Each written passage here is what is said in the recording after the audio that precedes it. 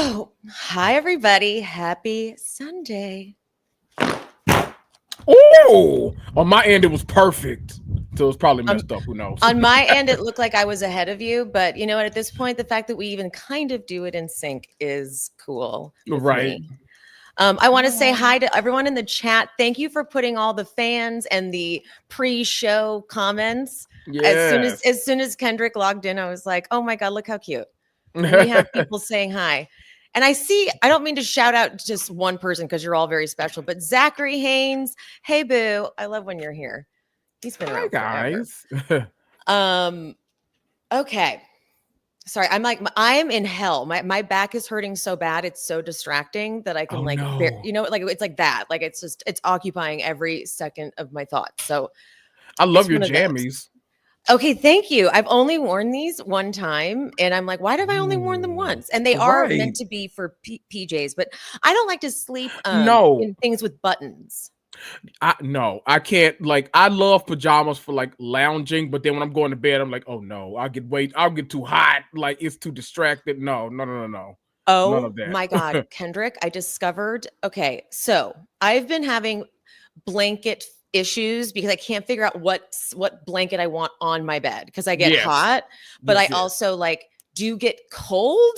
So it's like, Yes. it's a very weird thing. Well, so I went to, the one place that you go for everything, Amazon, which I hate to say, but I did. Right. And because you can type in you can use Amazon's like search engine to type in weird things, like just like an idea you have, like Right. something to help my cuticles, and it'll be like, here's some, you know what I mean? And Mm-hmm. so I put in like large blanket for bed. I don't think I put cooling, but I put something about temperature, and I have purchased honestly a life-changing blanket. Ooh. Okay. Ooh. Zachary, it's your birthday. Happy birthday weekend, honey. Happy birthday. Virgo in the house. Ew. Okay. It's called the REST blanket. It is Rest Evercool Cooling Comforter. And I got it in snow ivory. You don't need a cover on it because that's what I didn't want, like a duvet with like I didn't want to have to like do Right. a down duvet with you know what I mean? So this, Right. you don't need a cover, but it's weighted slightly, Ooh. Does it but get it is. pounds? Like how many pounds? Do you know? No, I wouldn't say pounds. Does it tell me how? But okay. I'm not kidding. I put that thing on my bed, and when I went under those, I was like, oh, this is Ooh. everything I've ever needed in a Let me look fucking it blanket. up. Okay. So I am spreading the word because Ooh. I had another blanket that was like 100% cotton, and I was getting freezing. Like my teeth were chattering because I always have the air conditioning on. And I was like, what's happening? But No, I wait, know that are what? they associated with Drew Barrymore? Well, she's one of like the spokespeople. Is it her? Okay. She's in it. When I went on Amazon, she was like right there, like doing like this. I was like, I'm not gonna oh. lie. I'm not gonna lie to you. When I saw Drew, I was like, well, now I have to get it. Did you? Okay. Okay. Which is so stupid, I know. But I was like, well, Drew No, Barrymore we've would all got lie to those me. people. Right. I don't know why. So highly Ooh. recommend to anybody who is in need because Okay. exactly, Kat Thomas, it's hard to find a happy medium. It is. Goldilocks is no joke. It's so true because I don't want to be hot, but I also do get cold, and so this gives you that comfort, but it feels cool every Mhm. time you touch it. Like every time you touch it, that cool feeling that oh my God, cannot tell Ooh. you enough how good it was. Okay, Ooh, I enough about. love that. No, I I know, love that. like. I'm a fan on medium person. Like I get the struggle. Okay. My aunt got me the perfect, it's a UGG blanket though, but it's the Oh, I know perfect like exactly what you're little. talking about. Yeah, Mhm. it's perfect for me. I won't say everybody go for the rest if you're gonna get one, but it's perfect for me because like I'm that person through hot cold, but I Well, love to like be freezing, so I need something to like let me freeze, but also like I need a little warmth. You know, uh-huh. it's good for It's me. exactly that because Hmm. I want to get cold, but then like help myself, but then I will immediately be too hot. Yep, yep. I used to Uh-huh. sleep with like kind of those faux furry blankets that are just 100% polyester. Oh That was a yeah. problem. I finally figured out. I'm like, oh, this is why I'm like sweating. Oh yeah. Oh, that takes you right out. Yo, yes. Yeah, Because then that's when I got the 100% cotton blanket, and I was like, oh, and then I was cold. I'm like, wow, so polyester is just like it cooking you basically when you're under it. Yep, right. those evil twins, Polly and Esther. Polly and Esther. How do your cats like the blanket? Sandy asked. Great question, and it was so freaking cute because it feels different. It's like it's cool. Oh, So they were like, but cats like warmth. So my cats love being in the second bedroom because there's no AC in there and the sun just bakes it. And so they are living their best life in there where it's hot. They'll be like in the sun because it's been hot here for a minute, right. Which I don't fucking do. All right. You know, it's finally, let me look, because I think the weather is supposed to be breaking a tad. When I say breaking, like not 90s, finally in the 80s, like that's breaking for that's like amazing. Yeah, it's supposed to be like same. Yeah, we're supposed to be like 80s, maybe even dipping the 70s this week. So okay. Oh, that's nice. Yeah, no, we are sticking at 90. It looks like 80s, high 80s, and then come next Tuesday, we're back to 102. Oh dear. Yeah. Ew. Hideous. Yeah. All right. This was enough little preamble. Let's get into it. Okay. Let's do it. And guess what I'm doing? Okay. I'm bringing the banners back. Okay. And I have notes in my notes right next to each I'm like banner. That's how you do it. You know, I do education stuff for work. Like I make like whole things for people to like present stuff to other, like I educate at work. So like, I'm one of the like people that makes all the stuff. Wouldn't that be so fun to have like a training and Kendrick is the person doing oh my God, that must be their favorite freaking day. Oh my God. And I get next year I'm gonna start back with like the travel and all that stuff. It's gonna be really good. It's good stuff. But I said that to say, like, I literally in my like, you know, PowerPoint, you have like the notes section, like you're doing like a big old literally everything. We'll put like click, click, click, click, click, click, like all kinds of like every little clicking thing you need to know. I'm like, nope, I got to tell them everything. Otherwise, it's gonna look foolish if I'm not the one doing it. I know this stuff, you might not though, so I need you to know every single step. Okay, I'm actually dead serious right now. I am not kidding. I would love to see a PowerPoint presentation presented by you. Oh. I'm dead serious. Like that just sounded so satisfying. Because I have a big one coming up too. You're dialed into that. I promise. You are like, because I know where I remember putting together slides for a PowerPoint. Like you can get so into it, like formatting. And you're a Virgo. I know how you are. So I'm like, Kendrick. I have videos, all kinds of stuff. Would you like a special episode where Kendrick just trains us on something? I love it. Oh my gosh, it's the next wrap up is just going to be a Hilton training by Kendrick. Actually, that doesn't sound horrible. That sounds like we should at least try it. Right. What is happening with my hair? I'm so sorry, you guys. I can barely lift my arms like over my head, so I can't really do much right now. Oh my God. Hold on. Let's do it. Let's go, Emily. Stalking Samantha. Yes. We got it, guys. All right. I can stay on track. Stalking Samantha was a 3-part docuseries on Hulu. And I'm going to say something about, just before I get into the Stalking Samantha, 3-part docuseries on Hulu can sometimes piss me the fuck off because I can tell that they do not need to be 3 episodes and that they are just dragging each episode. And it's like, wow. I mean, I should be appreciative, I guess, because it's more TV to watch. But I mean, I have tuned out. I cannot focus because what they'll do, it's a stupid trick. It's so obvious. They'll do a lot of slow moving, just like shots of, you know, the wilderness or whatever location they're talking about. And I'm like, we're doing this for like 30 full seconds, guys. Like, I know what you're freaking doing. You don't have enough material. It's like old episodes of like Laguna Beach or the Hills where like the transitions were just like shots of LA and the beach everywhere, people playing volleyball. You're like, is this what's happening right now? Yes, like where's insert shots. Right. Yes. But Stalking Samantha, on the other hand, I thought they utilized it was great episode very well. Like it was well. And Samantha Stites is her name. And she is like a badass. I mean, she is one of the most centered, calm, rational people, victims, survivors ever. I could not have been that cool, like literally. And her thought process about everything, I was like, boy, you are level headed during this, which I totally respect. Like, my God. I could not, I was so impressed with her. Mhm. So the first episode focuses on like the stalking. Mhm. And so this is something we all should be discussing all the time. Stalking, we need an overhaul on how we deal with stalking. Yep. Because I will point out too, one of the early signs, you know, those that like the things we know about like serial killers, like the early signs of serial killers, like a pattern. Mhm. Stalking is 100% one of those signs. Always. Stalking is Always. like a thing. And so they're so picky about giving protective orders out. They're like, well, I don't want to ruin their life. By the way, Rachel/Raquel got one against Sheena Shea. Right.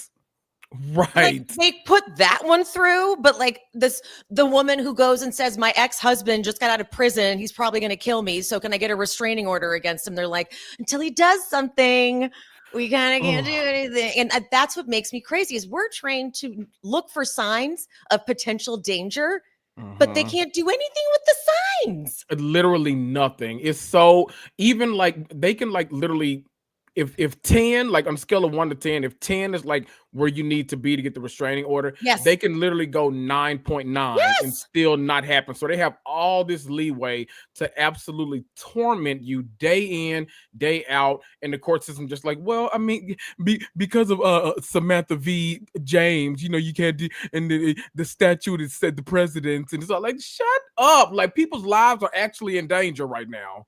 And no one cares. I don't, and like, if that should be, those are, to me, that would be like kind of an easier thing. Like, okay, bring that person. If you don't believe her, bring that person or him, because women can stalk men, women can stalk women. Like, I shouldn't just be saying it's like a man stalking a woman, but it most often is just, Right. you know, but it does happen the other way. But when you get like a PPO, or the judge gets it or whatever, so she files to get a second PPO because the first PPO lapsed in 6 years. Now that's something I also want to wonder about. Like, when it lapses, why don't they just do nothing? Why do they don't, like, they should be bringing that person in who's about to have it lapsed and like examine them. Let's see if they're still okay, because this is like this should be easy for them. This is to prevent crimes. Right. This is to make your job easier, so you don't have your stats get all messed up when you got a murder you can't solve. There's so little like prevention about, like, even like outside of stalking, all crime, there's so little prevention. It feels like everything is like reactive instead of proactive. Always. And that's the most frustrating thing in the world. It's like all this could have been prevented had like anyone taken any part of this seriously to begin with. And like, why do they like 6 years still? It's like, why 6? Why not just make it like permanent until that person tells me they don't want it anymore? They're fine. Right. The victim, you know what I mean? Like, what? It's like it just lapses and they don't do anything, but they're like, all right, there we go. And so literally the day it lapses, that guy is at her soccer league. And it's, I mean, can you imagine how jarring that is? She'd been, and because he had to have been following her. That's the only reason he would be there. Yeah. Right. Yeah.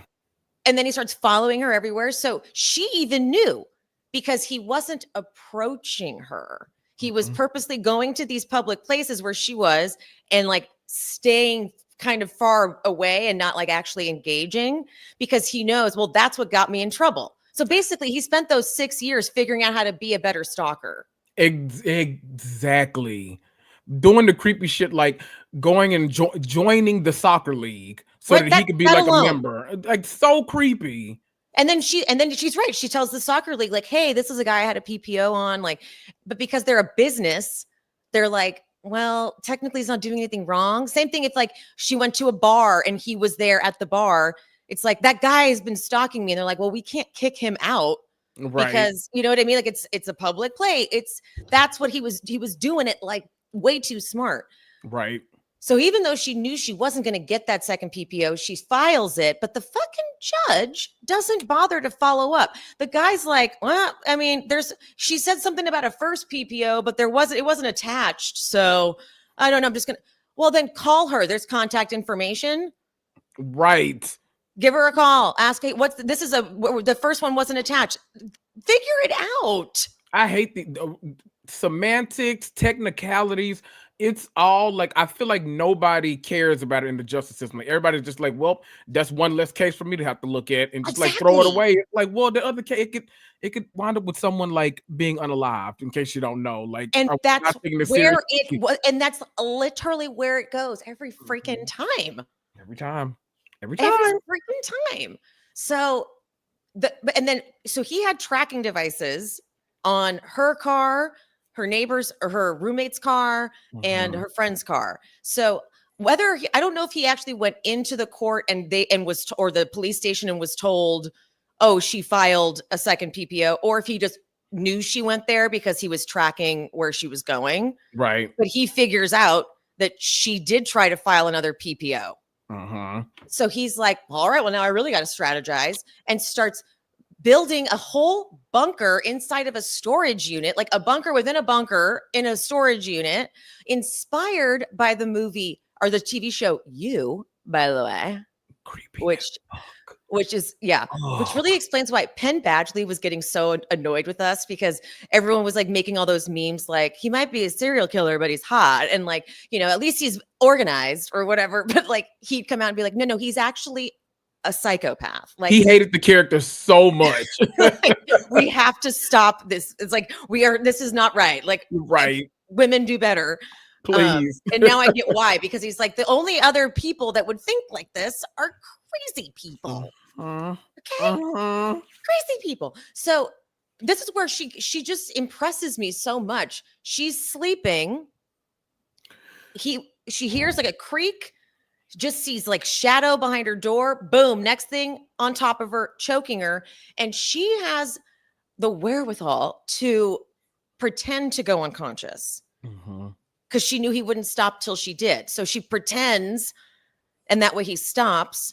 And she does try to negotiate because we all know, don't go to the second location. But that was the plan. Like, you were going to the second location. Like, unfortunately, Oh yeah. And then the bunker was built at that point, so yeah. And it's thousands of dollars. Crazy. On like sandbags and insulation and oh god. By the way, if y'all haven't watched this but are thinking about watching it, the documentary is filled with like his photos that he's taken of like her from like distance and stuff.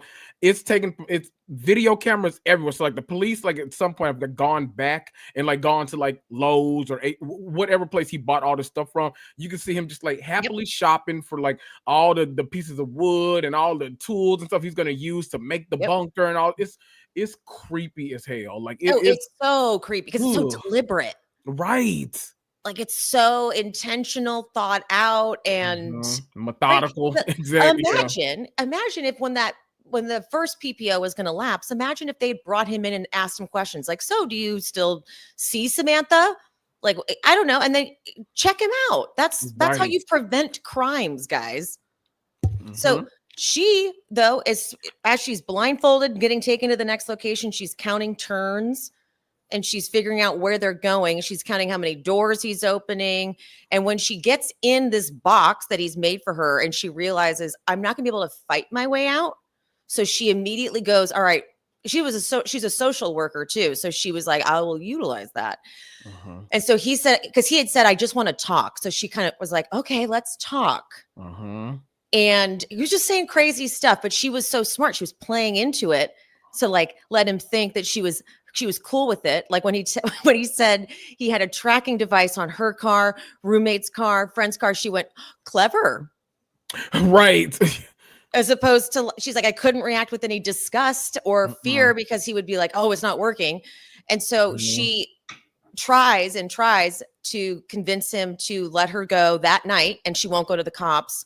But he's determined. He's like, only if you sleep with me. Now, this poor girl had to weigh this out so much, and she did, but she was, I hate to say it, but she was correct in her. I mean, it was a gamble, but it paid off, because I think if she hadn't done it, and he would have been angry with her and would have forced her, and he probably would have killed her. I'm about to say it could have. There are so many other directions it could have gone. So like I understand like her thought process because I almost feel like it's you hate saying it, but you almost feel like that's the only way I know. she would have come out of this Alive. okay in any way. Like not okay like mentally or anything like that, because that's gonna be with her for the rest of her life. But Yeah, the only way she would have like physically been out of harm's way at some point. So exactly. you understand every decision she makes, because I mean, what else are you gonna do? You don't know. Someone that can stalk you for 13 years is someone that can do anything. So you got to figure out like how you want to handle something, and she did the absolute best she could and made it out. So Agreed. And because then he actually, I mean, takes her back to her car. I mean, this is unheard of. right. And this is the hardest part about situations like this, is that at first it's going to sound like she's lying. Right. You know, like at first you're going to think like, oh, there's no way, because who gets let go? No one gets released from a hostage situation. Right. You know? So, but as soon as that detective or the cop came in, he saw her, he's like, oh, it was obvious it really happened. She just she had all the markings and everything. But she handed them that case on a silver. She's like, this is the storage unit. This is the number of the storage unit. She knew it all. When she came out, she was looking around. She took down like every detail mentally. She's like, okay, there's a 6 right here, a 7 back here. We're in the way back of the lot. Like we're there's this many what are they called? Storage units on this row. Like everything. Like she really made some mental notes. So she led them right to them. And she was smart too, because she's like, I knew he had a tracker on my car still, so I couldn't go like right to the hospital or anything, but I had to go home.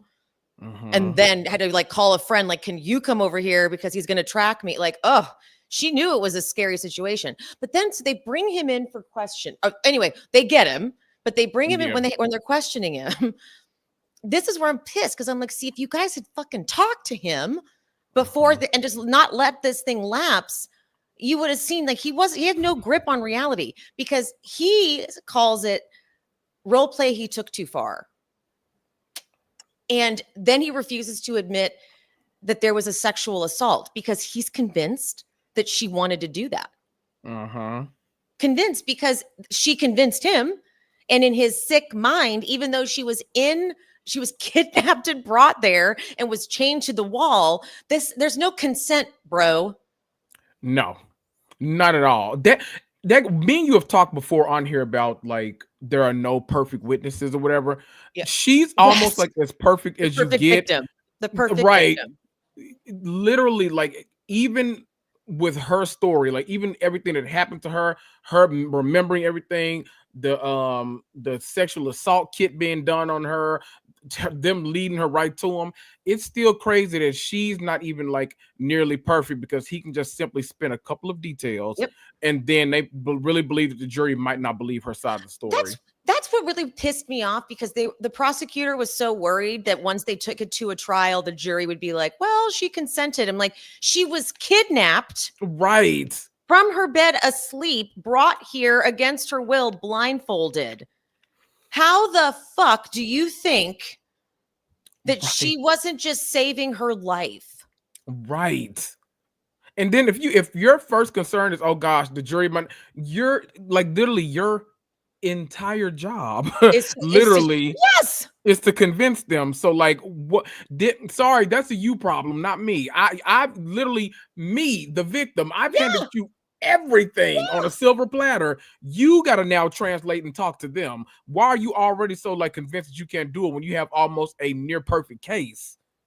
Like the jury may not believe him. Like she was chained in a box. Okay.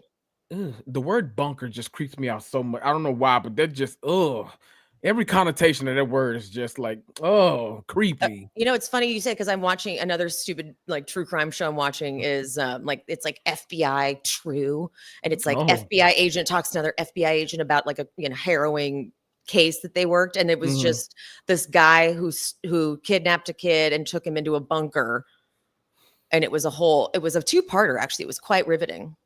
Oh, send me the link. I'll watch it. I will. I'll watch that. Okay. There's a lot of seasons of it too. I just happened upon it today because I needed something when I was like doing my stretching and my like physical therapy Ooh. stuff. And I was like, well, this is, they're not all good, but that one was a good one. Okay. Wait, why anyone remember? Because we're gonna like talk Netflix stuff after a while, but like, I don't know if anybody here or if you watched, there was a documentary about this guy.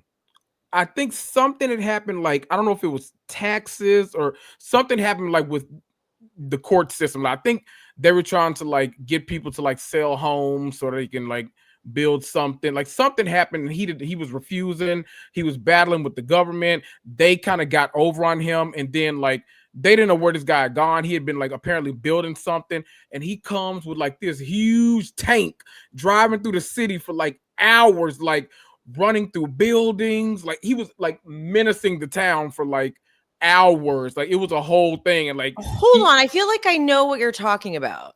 I feel like it came out a while ago, right? Yes, it's not new. It's like years ago now. Years ago. It was, oh my god, it was Netflix. It was so good. I was like, what is it? And it was like a movie. It was just a movie. It wasn't like a show, right? I feel like I know what you're talking about. I'm gonna Google.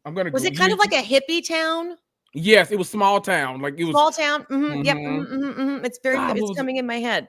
I'm gonna look Netflix documentary. Actually, what will even come up? Like man builds tank. You'd be surprised. I put stuff in this AI. I know. Stuff. No, it freaks me out too. When you start, what you got it. The Netflix documentary you're looking for is Tread, which recounts the true story of Marvin Haymeyer, who armored a bulldozer and destroyed a small Colorado town in 2004 after a years-long zoning dispute with the city council. Yep. That's right.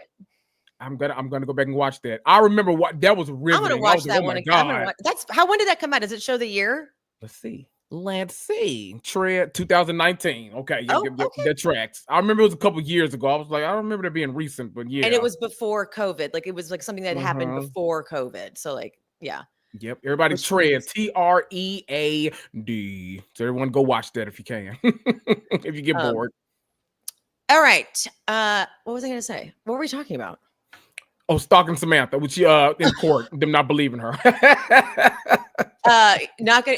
That's right, because they wanted him to plead out, and he wouldn't plead guilty to the sexual assault. But anyway, he pleads guilty to other things that they kind of negotiate on. But then when sentencing comes, it's the same judge that denied her second PPO. Same motherfucking judge. Don't you?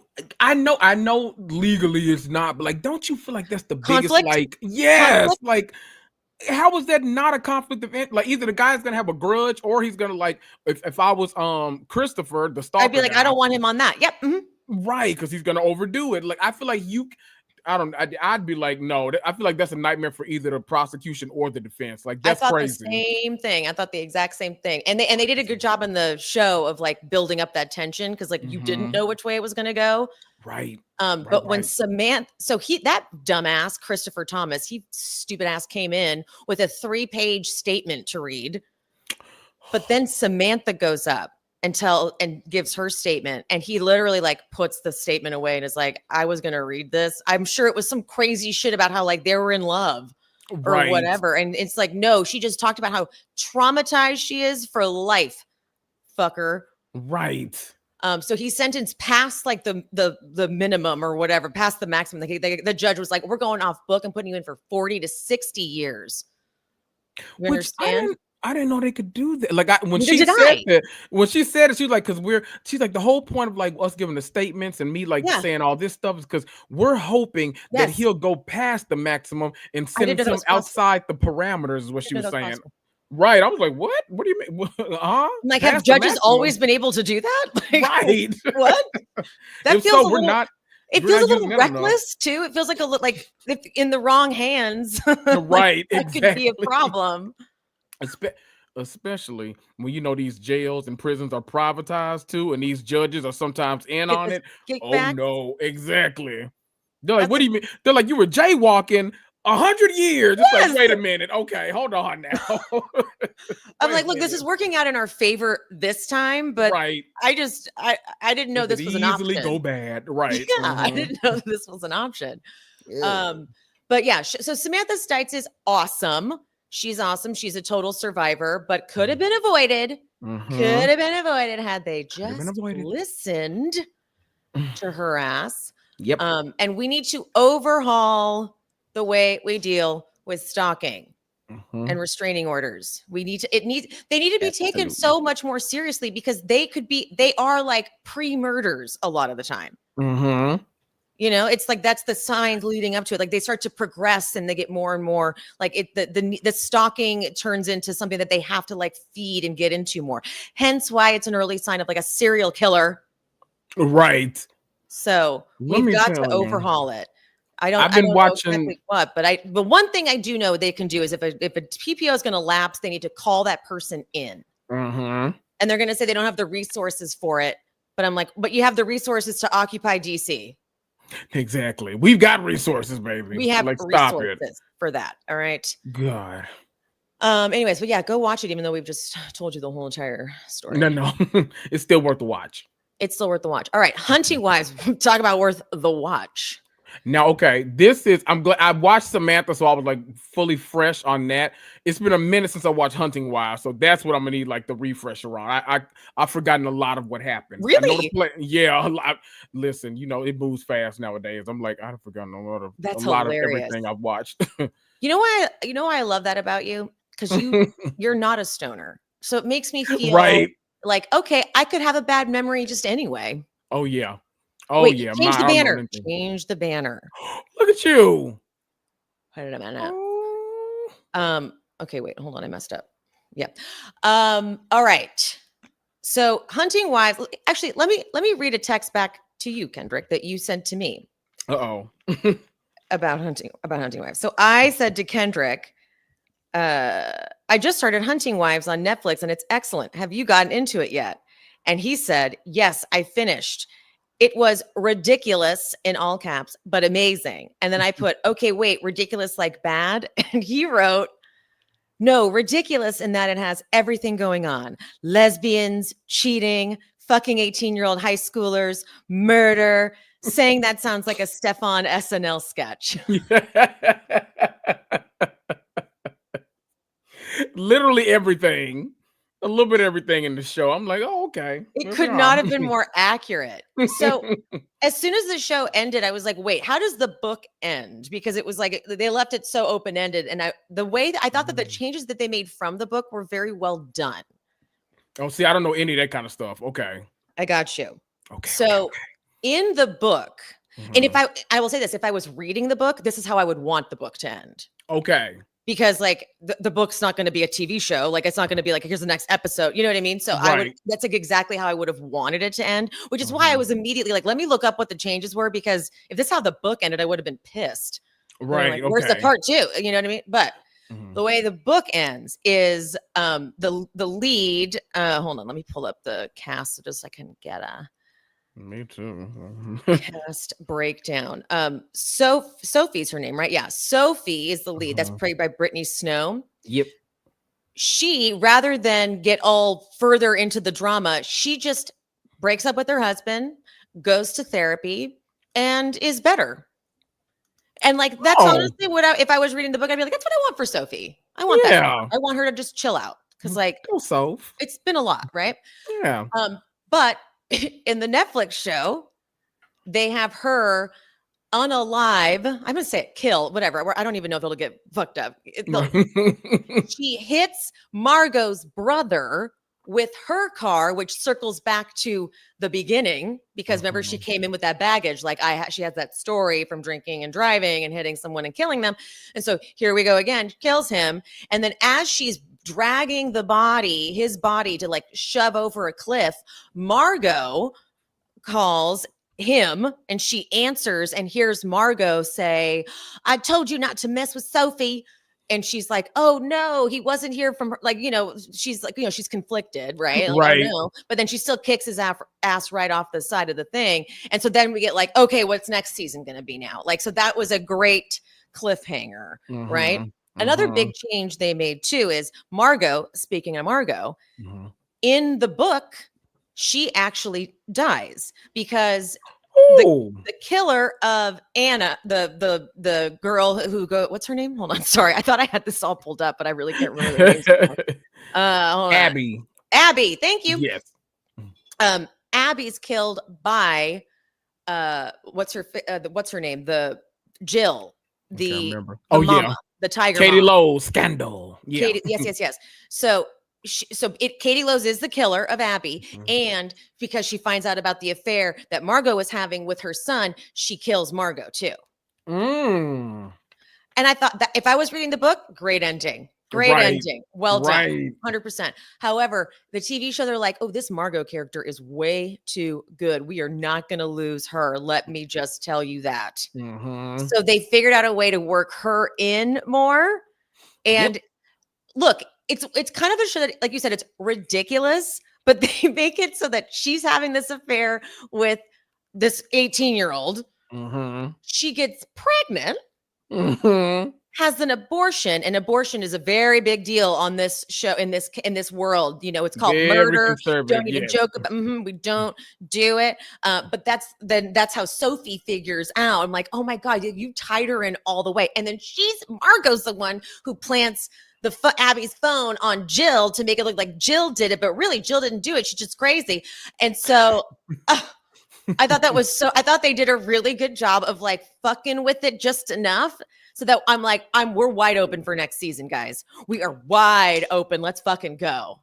I figured they would. I had no idea it was even based on a book. I'll be honest with you. The only reason I started watching, because like it came out that weekend and like everybody was talking about it. Everyone was like, oh my god, this show is like, what is that? Like, she's a lesbian, she's not, she's with a high schooler, this, that, and everything. I'm like, what show are y'all watching right now? Like, what am I missing? And so I looked, so like I think that Monday I finally like started watching it, and I was like, oh wait, this is kind of good. I had no idea. So like I literally had like no backstory on this show. I'm normally good about like pre-adding. You know how you pre-add stuff on Netflix, like, oh, that looks good, I'll add that. I didn't even see this to add, so I was like, oh, whatever then. But I got into it and I was like, oh, so you telling me all this stuff based on a book? I'm actually, you know what, most shit I feel like is based on a book that like we didn't have no idea about. They had to tell me Bridgerton was based on a book. I had no idea. A series of books. I was like, what do you mean? I actually didn't know that either. Right. I was like, oh, okay, well, that's nice. All right. The reason I knew it was a book was because I feel like that's how when I heard about it coming out, it was like the headline was like, the novel is turned into adapted into it. Yeah. That's why, like, that's the only reason. Cause I didn't read it. Right. Come on now. But I had an aversion to watching it because I don't really love Brittany Snow. Yeah.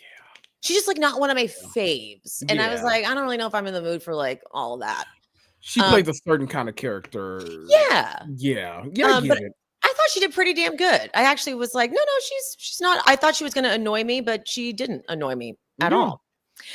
Malin, I think is her name. Malin Ackerman. Let me look.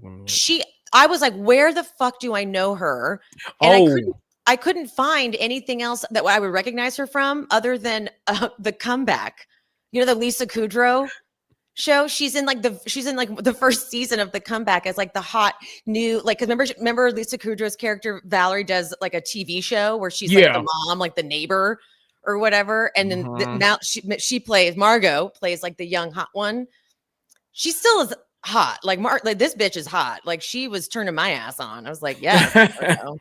I'm trying to remember. I know, because it feels like she was in something like. She was in Billions. I didn't watch Billions. Oh, she was in Watchmen. She was in Watchmen. You'd watch that. Of course, then that's why. Yeah. Okay. Yeah. There we go. Okay. I thought that Dermot Mulroney. That is one of the hardest names to say. I'm not even going to lie with you. Dermot Mulroney. What's your problem? I thought he was perfectly utilized. I was like, well, that's exactly the kind of character this guy should be doing at this point in his career. Kind of like bordering on psycho, not totally sure all the way, like not full bad guy, but really not great. Really not great. Someone that has more money than he's worth, you know. Yeah, exactly. Chrissy Metz played Star, Abby's mom. She broke my heart. She was so good. The mom she was so good. They did a great job with that. But like you said, Katie Lowe's as Jill, incredible. I loved her. She was having the time of her life with that character. I know. Who did this show? Let me Do see. you know? The creator is I just the other day I did a whole post about it. What the fuck was her name? Rebecca Cutter. Thank you. I did a whole post about it too. I should I have was known that. wondering because every time I see Katie Lowe's pop up, I always wonder if it's like a Shonda Rhimes thing. Because normally when she pops up, you know, Shonda has her favorite. So I Yep. love that because whenever I see people, I'm like, oh, look at you working in Hollywood. I love that. And so she was. I think the last time I saw her was, who's our favorite scammer? Not favorite scammer. Who's our Anna Delvey, that Netflix show, and that's what it was. Yeah, I think that's the last time I saw her. So her popping up, I was like, oh, okay, there we go. Love you. The character of Callie, who's in that relationship with Margot. Oh yeah, But like yeah. Margot's like she's crazy. She's stage 5 clinger. Mhm. I recognize her too. But she's also great. Jamie Ray Newman. I thought she's also great. And I was like, where do I recognize her? Because she looked familiar, but I could not place her. And I actually haven't really seen any of the things she's done, like The Time Traveler's Wife, Little Fires Everywhere. I didn't watch. Oh, that was the Reese Witherspoon one. Yeah, and Kerry Washington. Kerry Right? Washington. Yeah. Oh, that was good. Dope Sick. I didn't see that. Oh yes, Oh, wait. I Dope Sick think was that's what I good. saw. Dope Sick was good. Wasn't that Dope Sick was the That was the Hulu one because they did like 2 at the exact same time. Hulu right? and Netflix. About the Purdue family and Mhm. the what's it called? Jesus Christ. Like What's that? the opioid epidemic. Yeah, what's that damn drug? Suddenly that I can't remember. Oh, Oxy. Oxy, thank Yeah. you. God, I'm telling you, I'm not with it, you guys. Not my brain is not firing. Oh my God. Okay, so she was good, but then we had like a whole pegging scene with her and her husband. Amazing. They went for it, man. Amazing. They fucking Yeah. went for it. They were like, we are gonna blur all the lines. She was married to the sheriff, right? Yeah, who was Yeah. hot. That sheriff was fine. He was I loved him. He was big and burly. Mhm. I want. Okay, so you having like the backstory of the book now, and you having like seen the show both. What do you kind of expect from season 2? Like, do you think there's going to be another unaliving or Yes, like? Rebecca Okay. Cutter has said that she's gonna do like a whole other murder mystery. Okay. But she's gonna still focus obviously on Sophie and Margot because they have great chemistry. The actors, like it was great work together. But focusing on that. But like there's so many stories to interweave. But see, now we're not the author of the book, May Cobb, is a executive producer on this show. Oh, I love that. Okay. Yeah, so she's going to contribute because I always worry when they don't have the source material to go off of, like what direction they're going to take it. You know, I always tell me lies. I hate. Yeah. I always like. I'm always nervous when they're not involved because I always expect. Agreed. First thing I expect is that article to come out to be like, I hated it. You know, I gave them my rights and they destroyed my. And I'm like, no, just be involved. Like, just be involved and help the creative process. Like, just so we can blame all of you instead of none of you, and it's terrible. Like, that's what I like to do. Yes. I don't like to blame just one person. No, I'm right there with you because I don't like it when the author's left out, and I don't want right. I want them to be a part of it because I want it to feel like a collaborative effort. Yeah. Bringing a dream to life. Because then it's like because you're already going to get the people who like the book more. Because I already have people in the comments because I made a little post about Hunting Wives, and I already had people in the comments like the book is so much better. I'm like, I wouldn't know. Right, and I never will. So I never will. just say because once you watch something, you can't go read the book. It's way too fucking hard. That's what I always say that to people. I'm like, because I've tried to do it with many things, and I get into it, and it's either one or two problems. Either the book is like starts off, or like the whole way is way too similar to the show. So I'm like, I just watched this. Like, why am so I feel like I'm just like wasting my time kind of when I could just be reading a whole another like new book entirely, or it's so different that I'm like, did I watch this show? Is this what is this what it was really based on? So I don't know. It always throws me off. So I have to read the book first if I'm like truly if you're gonna watch, in the show. Right. Because it's just too weird. Like the whole time you're reading it, you just want it to be the show, and then you're like not actually even giving it any attention to the book. Exactly. Some of you guys are pointing out the wigs. Social media. I do remember actively like the wigs were a topic. Yes. It wasn't necessary. It's not necessary. No. You know, it's not like, how bad was her hair? Like, does it need to, Right. I don't and if you're going to do a wig, don't do one that like moves. Right. It just was like one whole piece. Question. Maybe you know this because you know the world a little more than like the behind the scenes. I'm speaking of, like, are they opposed to like weave, like especially like specifically with white women? Are they opposed to like putting in like a whole, like if someone is like a redhead, for instance, but they need to be blonde for the role, instead of a wig, are they opposed to like braiding the hair down and putting in a weave? Or I wondered it because it's always like we see bad wigs, but I'm always just like, well, why not just like give her a little bust down, a little bust down middle part, she'll be okay. Like I don't. And I know they were going for like big hair, right? Because it's Yeah, Texas, closer whatever. to God. Mhm. But someone here just said Sheep Malin has amazing hair.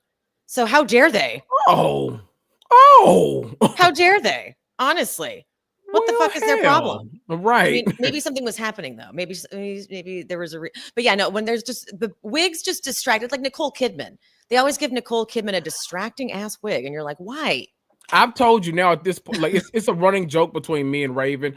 I almost, the worst the wig I see on the poster, I'm always like, ooh, because when I see Nicole Kidman like an actual good wig, I'm like, I'm not watching that.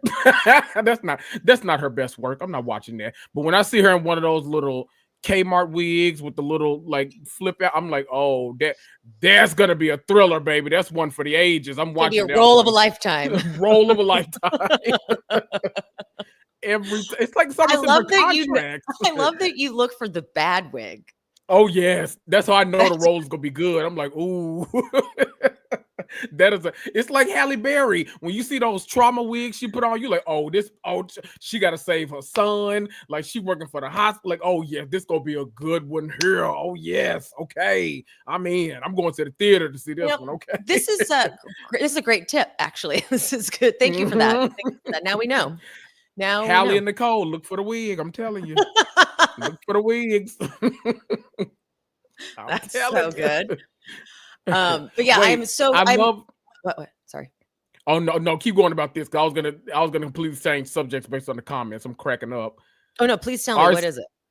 RC Jean, because I was gonna ask for an update about the mattress. RC Jean asked in the comments, have we had an update on the pool chair? Oh. You've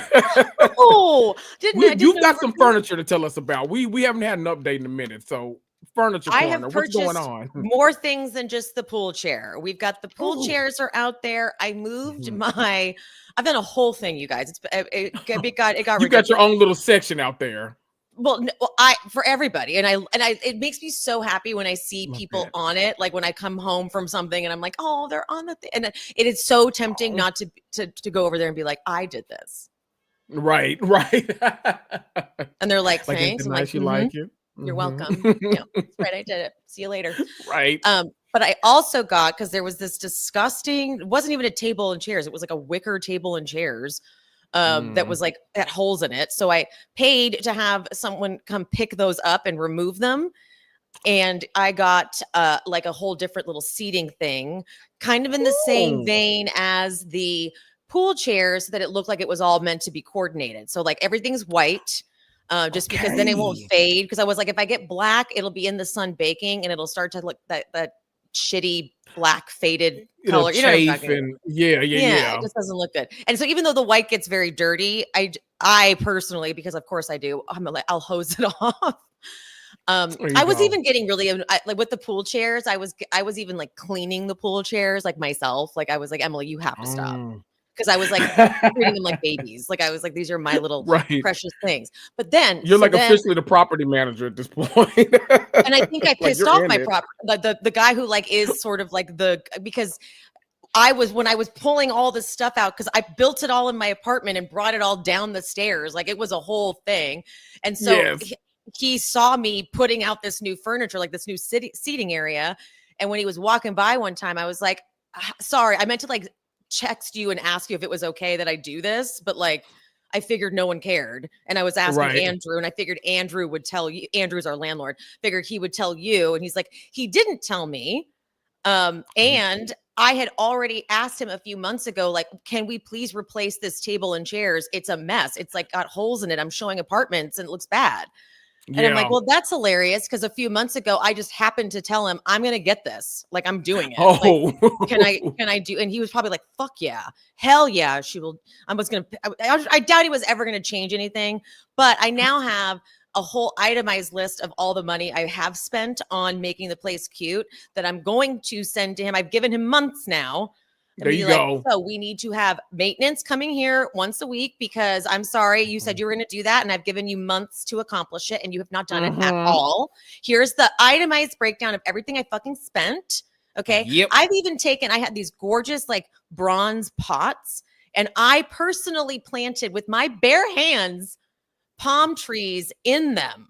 You guys, this was a bigger task than I meant for it to be, for the record. I was like, I don't know what I thought I was getting into something way easier than this, but I got these palm trees that they were delivered and they were beat up from the delivery. But then I tried to plant those, but they just looked like shit. That I bought new palm trees, took those out, replaced the palm trees. So I was like a gardener. People like neighbors were coming out like, do you work here? Right. But then that was my bad though. I shouldn't have put the palms there because they're not thriving. They get afternoon sun and they're dying in the sun. And I'm doing my best, but I'm like, I feel bad. I've given them a bad life and I feel very guilty about that. Oh, I feel very good. I should have stuck with the ones I knew that were like for the direct sunlight plants, but like they just didn't fit the decor. I just really wanted like a look, and I was going for a vibe. Yeah, I was going for a vibe, and I thought I could trick Mother Nature into giving me the decor I wanted, but instead, Mother Nature was like, "No, this is just how we are. Like this is what we do. Like we don't, like, you can't trick us." Like so. Anyway, so that is worse. Oh, I'm not even done. By the way. Okay. Ooh. Then all these neighbors, because when they saw me putting stuff out, they probably thought like, oh, we'll start putting some stuff out too. So they start leaving out all of their pool floaties and things like that. But no coordination whatsoever in the decor and the color schemes. It's just a whole bunch of ugly, hideous things all around. I can't stand it. But I thought if we have like a way to maybe organize it and you guys can put them in something, it won't kill me. It won't drive me crazy. So I got this like pool floaty, it looked hideous, but once I put it out there and put the pool floaties in, I'm like, oh my God, this is brilliant. So I even got that. A chest? It's like, no, it literally is. It's like an open chest. I guess it is a chest, but it's an open chest. And so you just put the pool floaties on top of it and they kind of like all line up vertically. Oh, okay. It was very generous. Okay. Very fucking generous, but these neighbors of mine still make messes out there. Like I am like that. I am definitely just trying to keep the aestheticing and no one is following direction. Kat Thomas says, Emily, you are every other woman our age that I know this summer. We are all anxious garden nesting. No, I've never ever been into like plants and stuff because having cats, they'll eat things that they're not supposed to eat, but they'll also just destroy things. Like it's never works. I've always had fake stuff. But I decided we're going to have a real plant out there and we're going to get the fucking palms. And I thought I could handle it, but it is like, I am not equipped. Okay. I'm not a landscaper. No, that's what I'm saying. There is nothing worse than like you like self-imposing something on yourself. And then halfway through you're realizing like, oh, I was not, I did not go to school for this. Like, whoa, I'm doing a lot of stuff that I am unqualified. I am unqualified. To have taken this on. I'm not an outdoorsy gardening person, but I bought I bought equipment for it too. I have a fucking bucket. I bought a bucket. I bought gardening gloves. I bought shears. I bought 2 different types of shovels, a large one and a smaller one. I mean, I have a gardening cabinet outside in front of my apartment now. So when you walk up the stairs, there's a little cabinet there which has the watering can, it has the bucket, has all my gardening supplies in it. Because that's how much you have to commit. I couldn't just half-ass it. Once I was in, I was in. And I was so embarrassed to be like replanting. I'm like, because it was already so weird being out there doing it to begin with. Because people are like, who is this? Like, what's happening? Like, do you live here? Like, what is going on? But then when I had to so I'm going out there at like 6 a.m. so that I hopefully don't like see people because I'm up at 4:30. So I'm like, I'm out there doing like incognito gardening. And like hoping no one sees me. And then so but that's done. But eventually I'm gonna have to replant the palms because the palms look terrible. Okay, so like what plant are you gonna go with now? Do you know? It has to be a succulent. It has to be a succulent. It has to be something that thrives in a lot of sun. Maybe even like a cactus type succulent type thing. But I wanted a cactus might be a vibe for like what you have. Right? Like I feel like that might right. Now look, get somebody to deliver it. Do not go and get it yourself. That's a hassle. Oh, I won't. Okay, yeah, that's gonna be a whole hassle. I don't go to the stores anymore because I tried to go to the stores for these palms. I just couldn't find what I needed. So I'm like, I try to go in and like support, but you guys don't have what I want. So I'm always just ordering. And anyway, but so it's got to be something. But I want height because the pots are low, and I think it just needs a little height there. Yeah. I get it. But yeah, I'm the only one who cares. I'll tell you that. Okay. I can't do it on my own. Can't do it on my own. And You're a one-woman show. There's people are leaving their trash on the table. I'm like, listen, people. I know. See that means that the next thing that's coming is a sign. You're gonna like have to get a sign made, like with Kendrick? rules and Kendrick, no leaving floaties. As I was taking the trash out this morning, I was like, I'm gonna put a sign: clean up after yourself. Like I'm trying to be generous and give you guys the gifts, okay? But you take advantage, all of you. You're gonna have to put a sign. It's gonna be a nice one too, with a color, like a good red sign with white font, so they know it's serious, but it's still kind of cute, you know. Doesn't throw off the vibe. You got to do something. The people aren't learning; they're not learning. Oh, I got like tips in here, you guys. You could put. I got like cactus thrive outside my apartment. Yep, cactus are good. Cactus are good. Mexican sunflowers. I don't even know what that looks like. I know. I'm Googling now. Let me see. Mexican sunflower. Ooh, that is beautiful. Oh, they come in. Oh, the orange ones are nice. I am trying to stick with a green. I'm trying to keep the green because literally, if I could just put fake ones out there, I would. Okay. Yeah. You can't leave a fake plant out in the sun baking. It just will start to look so disgusting. So it has to be a real plant or like whatever. So stupid. But yeah, so it's been a journey. Thank you for asking. I'm like so sorry that I went this long talking about it, but you asked. No. So Pancake Heather says once she starts yelling at them through the ring cam, she'll be at the point of no return. Yep. I actually should like reposition my camera to face the pool area. Like, yes. and actually I need to set up a loudspeaker and be like, hey, I saw that. A little intercom, like, oh, you just leaving that trash there? Yeah. An ominous voice, but you got to hide it so they don't know where they think it's God talking to them. Yeah, like, exactly. And like disguise my voice too, so that it sounds like it like echoes and like reverberates and like. Did you forget your trash? Like, oh goodness, something like that. Yes, yeah. Okay, well, sorry what did I do? Like a 30-minute rant on that? I'm sorry, guys. It was needed. We needed to hear that. Jess Kelly, thank you. Being a type A in a type B world is brutal. Tell me about it. Tell me about it. Because to me, I'm like, this just makes sense. This is just the order of things. You see that I bought a pool thing for you to put the pool floaties in, but you're not going to put the pool floaty in it. You're just going to leave it there. Right. Okay. No, that's fine. Exactly. So you do that because free will. I'm going to have like a standard operating procedures list out. Come in, remove shoes, set up here, get floaty, but put floaty back. Okay. There'll be signs everywhere. Like, oh, are you fucking serious? You're going to leave that right here? You think that's funny? Think I'm not watching you? Oh, I can see you. I can fucking see you. All right. Okay. We see each other. So yeah, it's been a whole journey, but like after the pool chairs, I kind of was like embarrassed to keep you guys updated. I was like, I can't talk about this publicly. They're going to laugh at me. No. I felt I was like, I did this. Like, I'm the only one who and now here I am getting like kind of resentful, and I like can't stop myself either. Like I'm probably going to buy more shit because I just like, once I start with something decor wise, I can't stop. I'm like, right. That'll look so good there though. You know, like I can't stop myself. I mean, listen, once you start creating the vibe, you got to finish it. So Thank you. I get it. Thank you. I get it.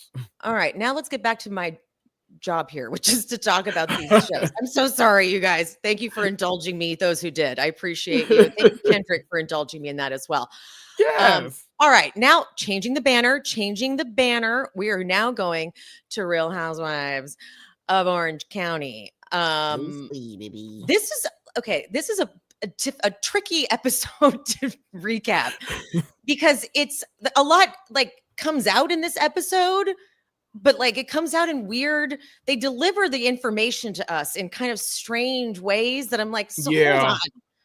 So I'm going to say what I think happened, and then you can give me your theory because it's just, okay. So I think Jen reaches out to Gretchen, Tamra SOS. They're like, bitch, I'm in, don't worry. So then they all are trying to become friends. So they get all the husbands together and they go to dinner together. And I think Gretchen, because, Jen wants all the tea on Tamra, and Katie obviously is just going along with it because, like, I guess that's what Katie is. I'm confused by what Katie's role was, but okay, she's there. Okay. Right. And I think that Gretchen and Slade have been like adding the part about Gretchen going to the hospital the next day to the story. Because let me backtrack to Naked Wasted. I hadn't watched that in so long. And honestly, had Tamra not kept bringing it up, I think I would have just been like, whatever. But rewatching it, Ryan, her son, is just an alarming individual. Yeah. I know that I don't think that we watched her get drugged by them. I don't, because and people may argue with this, but I just think that she looked wasted and he looked like he was just taking advantage, and like he kept going over with shots for her and making sure she took them and watching her take them and like ensuring that she was getting drunk. And then the drunker she got, the more he like went in to like put his arm around her and was like touching her and grabbing her. And then Tamra's just watching it. Tamra's just letting her son do that because she's thinking it's making Gretchen look bad. But I'm like, he's so clearly tried to get her drunk so that he could fuck her. And when the drunker someone gets and the more incapacitated they get, that's creepy that you're looking to take advantage of that. Exactly. And honestly, over serving someone alcohol is kind of like drugging them. Okay. Yes, I know, like you're taking the drink and like you're doing it to yourself. It's not the same, but it's similar. I mean, I would agree. And so anyway, I don't think that Gretchen ended up going to the hospital or whatever, but I think that she has wanted to like build the story up to get the reaction that she thinks it should have gotten. So she's added in to only the people like in the circle, this story about going to the hospital and a toxicology report and all of that. I think Katie was never supposed to repeat that story to anyone in the media. Yeah. I think that Jen was like, perfect, we'll have this for the show, for the season, like if we need to bust this out, but it would be Gretchen's to bring up, obviously. But I think Katie goes and has lunch with Kiki, which is a choice, right? Like if you are on these shows and you make a choice to go and have lunch with Kiki's great too. I know she's super reputable. She has her own show with Dorinda. So it's not like she's one of like the, trolls or anything. Yeah. But it's still a choice. And I think that Katie got excited because she knew that they were going to be talking about what's going on this season or what's coming up and what to expect. And Jen and Gretchen are obviously like, we're taking Tamra down. And I think Katie was like kind of excited about that too, because Katie had her own reasons to be mad at Tamra. And she tells Kiki, and Kiki I don't know who exactly she told. Does anyone know the reporter that Kiki told? Because I'm guessing that it's Bryce from Entertainment Tonight. Oh, okay. The only reason I'm guessing that is because Gina has a close relationship with Bryce. Like Bryce is close to a lot of them on OC. And whenever she does an interview with him, there's like a camaraderie there, sort of. But that I have no basis for that being true or not. And I'm pretty sure that Kiki and Bryce, because Kiki knows everybody. So like I could see that. But like we said last week, I've seen this theory before about how Gretchen was drugged. So it wasn't like shocking to hear that as a theory, but I guess to hear like Gretchen says it happened is different, right? Right. That was the piece that was missing. Yes. So, okay. So then cut to now we're in the show and Tamra tells Gretchen, Katie told Kiki, you said I drugged you. And Gretchen's like, well, that was never supposed to be repeated to you. And when you see Katie meet up with Jen and Gretchen in the hotel, Katie is like, yeah, I heard from Matt. What's going on? Confirming that the Slade called Matt to be like, don't like stick to the script. Do not let it out that Gretchen said that. So then Katie has to be like, I never said it. I never said it, even though it's like, but you did say that, Gretchen. But like Katie's in the wrong for having told it to Kiki. Does that make sense? Does that make sense? Maybe. This has been a lot to follow and a lot like what I got from OC this week was that everybody on this show is a liar. That's pretty much what I got. It's that who can tell the most convincing lie to the most people the fastest. That's the way I felt watching this. And I felt like it's bad because like all the like naked waste stuff, terrible, horrible. But the way Tamra and the editors presented all the information to Heather, I was like, shit, she honestly in this situation is coming out to be the most believable to me because it felt like all of them had a story, like you said, but then somehow it got lost in translation because Jen's story changed like 3 times over these past like 2 episodes where she's like, yeah, and this happened then. No, this happened. And then Gretchen's like, oh, I never said that about drugging. Then it's like, she drugged me and all this kind of stuff. And it made more sense now to me because I felt like Gretchen has such a visceral reaction when Tamra was like, they said that we tried to drug you or something like that. She was like, ah, nah! Like all this stuff. And then at dinner, she was like, no, I believe Katie. And it's like, whoa, that's a drastic change from like all that hooting and hollering, the definition of hooting and hollering you were doing earlier. So it feels like, none of them can keep their story straight because they're all trying to remember a story that they agreed to in the first place.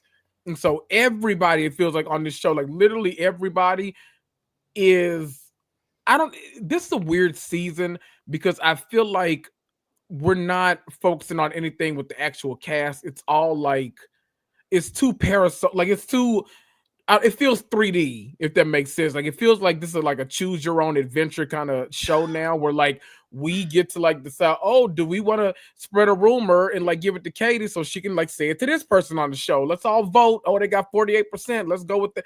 Like it feels way too interactive. And I'm like, I want to watch something self-contained because none of y'all are making me believe you're being truthful in anything you're saying. So it's weird, right? Like, I don't know.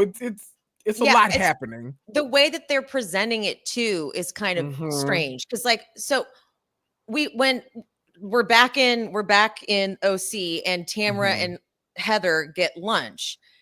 And that's when they show us, because Tamra's like, well, after on the way back to the hotel, I asked Gretchen, so you never said you went to the hospital?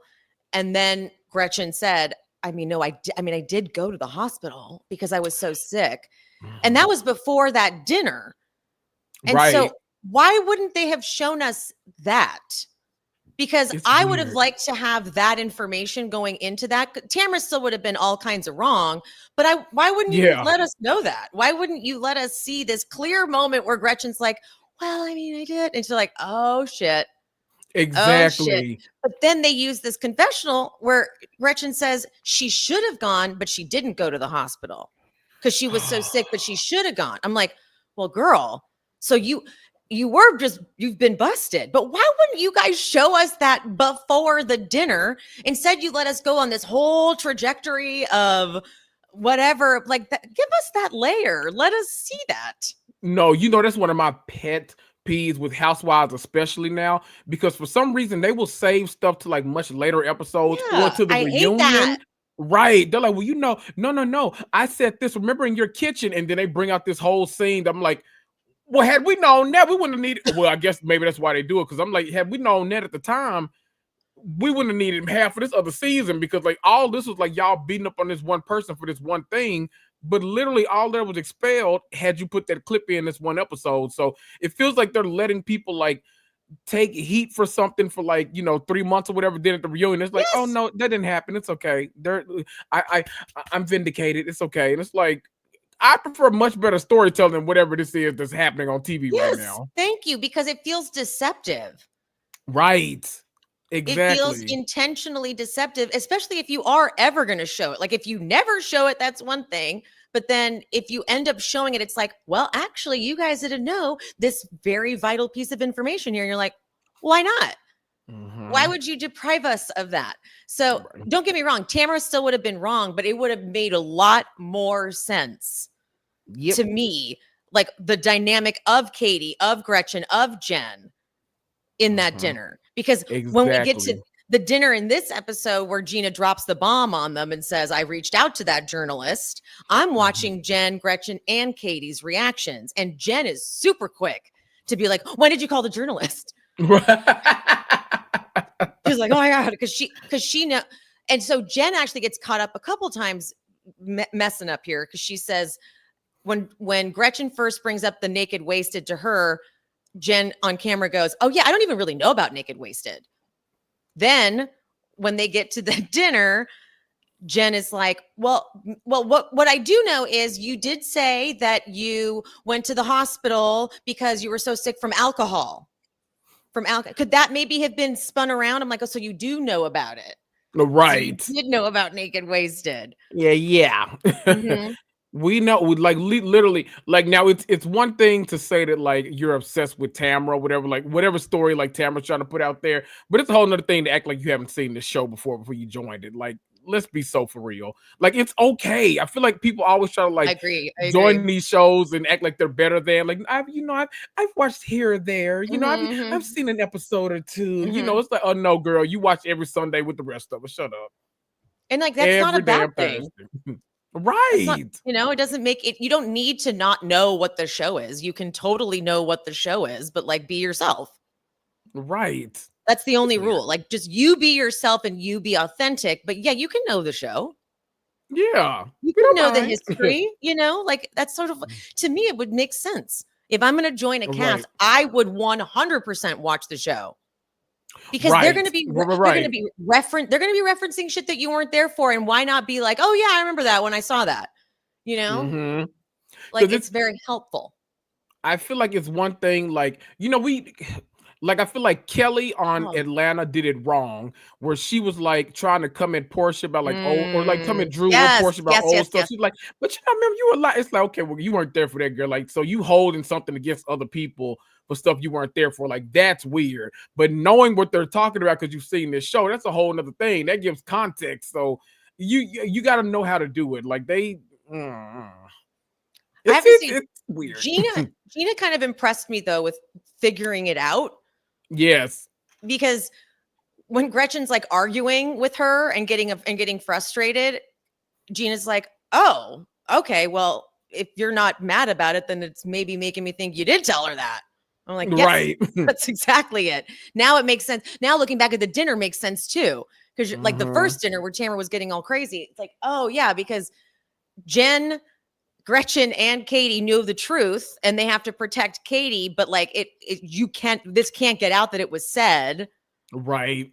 And whatever. So yeah. So just the way they're presenting this information to us is it's like, here's a little piece here, here's a little piece here, but it's something that's like so kind of silly that we're trying to figure out. I'm like, so just what the fuck happened? Just say it. Like, I'm over it. Like at this point now, guys, come on. I need like a compilation reel or something to like tell us like what was this episode 7? I need like someone to summarize 1 through 7 for me, like in a comp reel, because I feel like the lies and the truth are all like so jumbled now that like I'm generally as an audience member, I'm having trouble like enjoying it because I'm having trouble keeping up with it. Yes, Like I don't know literally what's that. happening. It's so much information. It's like I don't. And when you can't like figure out who's like the bad guy and the good guy and stuff, it's usually because everyone's kind of the bad guy. So Yeah. And like it's mm, weird too that because I do think that Gretchen said it and is yeah, lying at this point. But yeah. it's crazy that Gretchen and Jen are like, call Kiki. And I'm like, whoa, why are you guys making her call Kiki? And then in the car, they're like, why don't you just call her? And Jen's doing the confessionals, like, why can't my friend just call Kiki and get this cleared up for my other friends? I'm like, what? What You are know you what I saying? think that would? I think they finally like jumped ship. I think they knew in I their think minds so Katie was too. never. They knew Katie wasn't gonna do that, and so at that point it was like, ooh, now we can like actually like detach ourselves from this. We can be a Yes. 2-man band, like DC2, not DC3. Like, no, we're not No, doing that no more. 100%. That's exactly how it feels. Mm-hmm. It feels like they realize, like, oh, nope, because we're not going to go down with this ship. We had a plan. The plan was to take down Tamra. You can tell that was the plan. And Gretchen, the Right. way she gets so mad when she's like, how come Tamra's the one who's hurt everyone else, okay? And then she like hits the table. I'm like, oh, yeah, I kind of think that maybe we busted you here a little bit. Yeah. But like for Jen to be committing like that, like, come on, just contact her and acting like Katie's the bad one. And I just feel kind of bad for Katie, even though Katie, you are lying a lot. Like it is tricky at this point. You know what I mean? Like the fact that she was lying, saying like, I didn't say it. I didn't say it. You guys, I didn't say it. I never said it. I would never say that over and over and over and over again. And then we get the last scene with her and Matt and she's like, well, he goes, well, you didn't make it up. And she's like, well, no, I didn't. And I'm not going to protect them anymore. And I'm like, what the fuck? Right. So like now there's a protection element. Like, good God, what are we doing? Like this alliance is so confusing. It's an alliance where nobody's aligned with each other. Like what? Right? What? You know what? It just shows Jen was in over her head. She thought, I know what I'll do. I'll get Gretchen to join the show. And I don't think Jen watched enough of like Gretchen on the show to know enough about the history between them, and just thought and to know what a wild card she is. Exactly. And she just was like, everyone, because a lot of people were saying like, oh, Gretchen should come back. And she's like, okay, done. So Jen is like, all right, all I have to do is bring Gretchen in and we're just going to take down Tamra. But like, she wasn't equipped. She wasn't ready for this. This was above her skill level. Leagues above. Yeah. My good sister's out there floating and you got to reach for a life vest because this you're not built for this. Maybe in a few more seasons, but right now, it seemed like a slam dunk for her. Easy breezy. I'm bringing in Gretchen. Boom. She's my alliance. And now we're aligned. And so they were just like waiting for it to be this one big Tamra takedown. But then they didn't factor in that Katie is a wild card. Right. And Katie wasn't, I feel like Katie just doesn't understand the assignment. I feel like she doesn't understand like, okay, wait. We're not all planting stories and doing this like kind of crazy press. I think she said a dog eat dog. Like we're not all doing too much that. Dip on the chip. Yep. Yeah, not all doing that. So she was playing every single side. And she thought that if she had like a hook, and by the way, Kiki's pissed too, because Katie, which I said this before, Katie's burning the wrong people. Like first she's burning the one blogger that she had this conversation with the one who's Tamra is suing or wanting to sue or whatever. There was that. And then she was like, I guess I've trusted the wrong people. And then Kiki's gone on her Sirius XM show that she has with Dorinda. Mm-hmm. And she said that Katie actually was already following her. So she goes, like all housewives, when there's a new housewife announced, I go look them up and I follow them. When I went to follow Katie, it said follow back. And then when I followed her, she sent me a DM that said, I'm honored. And so she's like, so for her to act like I was some like kind of thirsty, like whatever, you could tell she reached out to Kiki. Kiki doesn't have a reputation either of being like shady like that. Like Messy. That's not what she does. So Kiki's like, no, that we're not going to be playing the I trusted the wrong person game. You're the one. Alma, I love that you caught that Rachel Riley call out. I'm loving Big Brother this season. Big Brother and Project Runway are the two things I love the most right now on TV. I'm really enjoying those. But I also have a question for you. How do you think, what season is this? 18? Of 19. Jesus Christ. So for season 20. Wow, that sounds so weird. Right. Season 20 of Real Housewives of Orange County. What do you do? Like, I honestly, like, because how do you like totally like drown out the like blogger narrative now that it's so ingrained in this season? Like, how do you get back to a normal housewives show now if you're not like arguing about like, well, who's calling bloggers, who's doing this, who's doing that? Like, do you get rid of some of the cast? Like what do you do in this situation? Like, I genuinely don't know. Yeah, like I can't tell if Gretchen's not a full-time housewife, right? She's still just a friend, right? Yeah, and I feel like that was, I guarantee that's because of the way this whole thing shook out. I can believe it. You know what I mean? They were like, okay, we don't want to deal with this. Like, we don't want to deal with people going and like, oh, whatever. So I don't think Gretchen will be back. Katie's the big question mark, but so is Jen. Honestly, Jen is also pretty guilty about going to bloggers and social, because Jen also thinks that's what's happening. Yeah. So I don't know.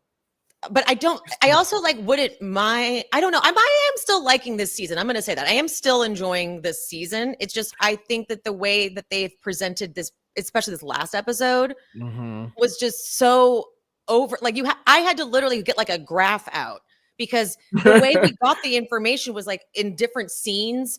And I'm like, okay, like when they showed the flashback that Tamra was like, well, no, on the car ride back to the hotel, Gretchen said that she did go to the hospital. We didn't. I'm like, wait a minute. We didn't get that when we should have got it, but now we're getting that like in the middle of this scene here, and not even before we saw that other dinner. And like, I don't like it. It just has been sort of told, probably because they're equally confused too, and not even sure like how to present it, because it's so intricate, but it's also like so dumb. Like, why you guys? Why? Like, I love Orange. I don't know if I don't know how to say, because like I'm not enjoying it as much as I normally enjoy an OC season. I think it's how to say it, because usually OC, like their ties run so like it's almost season 20. God, like a lot of these people have been on this show for so long that there are so many like things for them to talk about or explore or like whatever, that I don't know. This feels like such low-hanging fruit to me that I feel like you're not like, you know how like something like there's such a like cheap storyline that you feel like you're not like actually using your players that you have, and they got a stacked cast over there. Agreed. Yeah, it just feels like the cheap route to take, when it's like, I don't know. I feel like OC does so much better than this, that like I don't know. Casting might be the only way to like. I don't know. Yeah, no, but honestly, I think it was bringing Katie back. I think Katie was the one who was the most in with like bloggers and things. And Jen too. Jen and Katie, like they're the ones who like to do that sort of shit. And it's just so lame. And you know, I almost feel like it's hard nowadays too, because we just literally talked about it's okay that you watch this show beforehand, but sometimes when you hire the fans of the show, sometimes they like either come on thinking that they need to be like a certain character, like someone that's like, oh no, I don't care who you are, I'm taking you down, or I'll do like you know, they come on too strong, or there's someone that's always gonna like try to have a quip ready, like I can't like do too much in confessionals, like they sometimes come across immediately as a character. So it's like, ooh, I get it, like you're a fan of this show, but it's also like we're supposed to be following your real life too. Like you have the means to be on this show, so like that should carry something. But I don't know. Yeah, because we see it across all the franchise, so it's not just exclusive to OC, but like we see it all the time. It's just like, I don't know.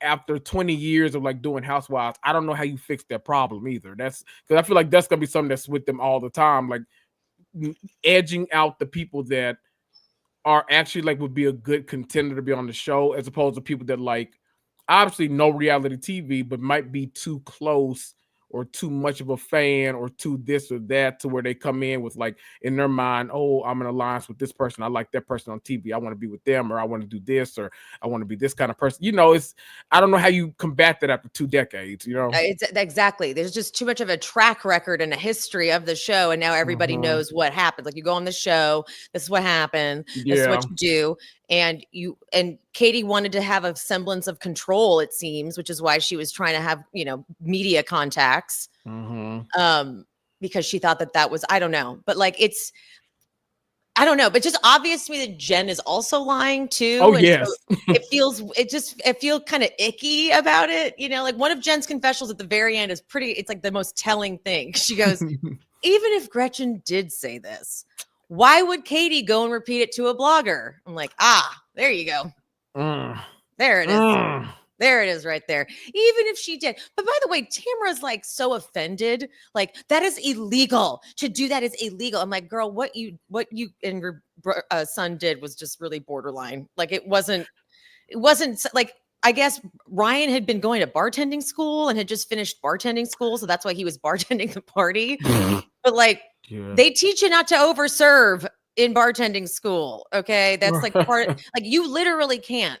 Like when I worked at Soho House, we had this, remember Brandon Davis, that like billionaire heiress or heir, whatever the fuck he was dating Misha Barton for a period of time. Yes. He was a mess. So he came into Soho and he was already pretty drunk, and I wasn't keeping tabs on him, but he ended up getting even more drunk, and we didn't know he was driving. Oh. And he ended up getting in a car accident, and we were fucking terrified that it was going to say Brandon Davis was at Soho House drinking, because then, if you overserve, you can get in trouble. Yeah. Thankfully, they put Sushi Roku. We were like, yes, Sushi Roku. That's where he was. Sushi Roku's like, now why am I in it? I think technically he had been there first before coming to us. So we were like, yes, they didn't know we went to fucking Soho. Thank God. Because we could have been in a lot of trouble. But yeah, so it would have been amazing if he hadn't even been to Sushi Roku, and we were just like, that was a freebie, I guess. I don't know. Right. So like, it's a thing. You can't overserve people. You have a responsibility if you are serving alcohol. Like you can't. So it's like, it's weird that Tamra is even bringing up Naked Wasted so much, because it's actually a grotesque scene, and it's really painful to watch. And then at the reunion that year, Tamra, I guess she's remorseful, because she's like, no, it was one of the most embarrassing nights. I'm so embarrassed by it. I'm ashamed of it. She was also drunk. She's like, admits, like, I was also really wasted. So like, I don't remember a lot of the night either. However, she very intentionally says to Vic, here's a hot take. I think Vicky got roped into that. I do not think Vicky was actually like part of the scamming and like the scheming going into it, because Tamra tells her, we're going to get her naked wasted. And she wasn't meaning like Vicky and her. She meant like Ryan and I. Right. She's the one serving her alcohol. So I feel like Vicky got kind of the rough end of that one, because she's like, no, I literally was just there and she told it to me. But I don't think Vicky was aware of like that plan. But like, what's kind of gross to me is that Tamra knew that Ryan hits on everything that moves, as she says out of her own mouth, hits on everything that moves, and knew that when he saw Gretchen, he would be like doing what he does apparently, which is like supplying her alcohol and getting her drunk, because as Tamra says, Gretchen pretends that she's all innocent and sad over Jeff, but we see her out and she's getting wasted all the time. So they were trying to like expose Gretchen for the real Gretchen that she was or whatever. So it's like there was an intention there. Yeah. And it's still gross of you. Bringing it up this much in 2025 is definitely a choice, because it's one thing about how the audience perceived it back then, like during Gretchen's original run. But now you definitely don't want to bring, you definitely want people to go back and watch that now, because now you know, if obviously Andy's gonna have to bring this up at the reunion, and the way we talk about it now as opposed to then, it's gonna be entirely different. Oh yeah, watching it again with these eyes, I'm like, okay, Ryan should have been like never allowed to film again. Right. Right.